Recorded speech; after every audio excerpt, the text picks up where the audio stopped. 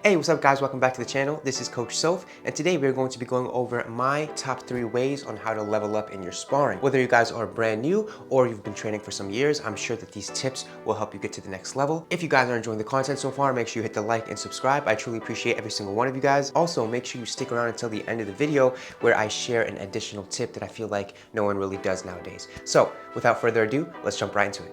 My very first tip is shadowboxing with the proper intention. A lot of people like to treat shadowboxing just as a warm-up to get the blood flowing and to break a sweat before training, but in reality, shadowboxing should be your laboratory where you let the creative juices flow and you get your body prepared for the movement and the flow of sparring. Shadowboxing can help you get creative, build good habits, test ideas, and program your brain for sparring. If you always throw the same old combination, eventually you're going to miss, or your opponent will start to read that combination and start to counter. But if you practice fakes, angle changes, and creative combinations in shadowboxing, they will naturally start to come out under pressure while you're sparring. You're not going to need to think because your body has already rehearsed the movement, and your mind and body will start to hit that flow state. To help you focus and to help you stop mindlessly shadowboxing, try picking one focus per round. For example, you could focus on only counters for the first round of shadowboxing. Next, you can move on to your only defense. Next, you can move on to only movement. That's where you start to visualize the sparring rounds, helping you build good habits that will directly translate to your sparring. Next, let's talk about body conditioning. Now, a lot of people think that they get tired in sparring because they're just out of shape or their stamina may be low.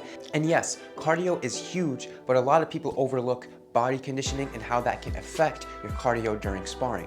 If your body isn't used to getting hit, the very first body shot that your opponent lands will most likely fatigue you and drain your gas tank. Not because you're out of shape, but because your body is simply in shock and isn't used to absorbing that kind of hit. That's why adding a little body conditioning after your training session can be extremely beneficial. You can try doing sit-ups while a partner lightly punches you in the stomach.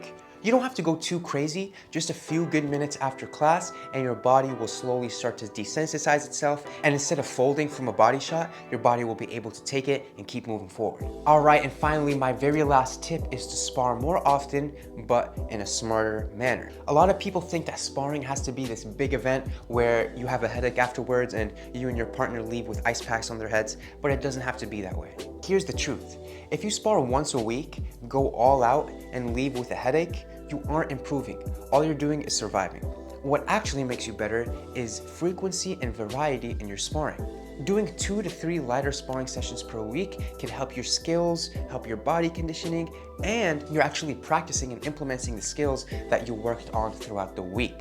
And just as important, you need different looks. Sparring with the same person week in and week out can get a bit monotonous. They'll start to read your habits, you'll start to read theirs, and a lot of times it will be a stalemate, or maybe you guys will start to plateau. That's why you want to rotate partners every single round, making sure that you're getting different looks, training with the taller ones, training with the shorter ones, training with the quick counter punchers, and training with the brawlers. It all helps you with your experience and all helps you build the good habits that you need to implement in between each scenario. Every difference in style will force you to adapt, pick up new habits as you train, and that's what's gonna help you in a real fight or in real competition. All right, and for the bonus tip that I mentioned in the beginning of the video, I didn't forget about you guys, and that is to review your own sparring footage. I would highly recommend talking to your coach, talking to your gym, making sure that it's allowed and it's cool to record. I know a lot of people and a lot of gyms are more of a closed-minded in that sense, and they don't like to have phones or cameras or recordings going, understandably. So make sure you're talking to your coach, talking to your sparring partners, ask them, hey, I'd like to record this round, and kind of pick on the bad habits that I don't see myself making. A lot of people will actually understand your perspective and will see that you're trying to improve, and I'm sure that most of the people will actually not mind if you recorded the sparring sessions. So make sure that you guys are asking your partners and your coaches first, but once you guys get the green light, I promise you that if you record your sparring and you watch them later with a fresh mind, not so clouded, not in the moment, it can really help you see the type of progress that you're making. Again, this isn't really something that a lot of people do nowadays. As you guys know, a lot of professionals and some amateur fighters do it, but the layman martial artist doesn't really do so. And in my opinion, it could really help you guys level up Doesn't necessarily have to be for competition, just for self-improvement. All right, and that has been today's video. If you guys want to improve your sparring at a quicker pace, make sure that you guys are following these tips: shadow boxing with intent, body conditioning after and before training, and finally sparring more often but in a smarter manner, making sure you get different looks, spar with different people, and don't just spar with the same partner week in and week out. Which one of these tips are you currently implementing, and which one do you think helped you level up the quickest? Make sure you drop a comment down below. I'd love to hear from you guys. Once again, I truly appreciate every single one of you guys for your support, and I'll catch you on the next one. Peace.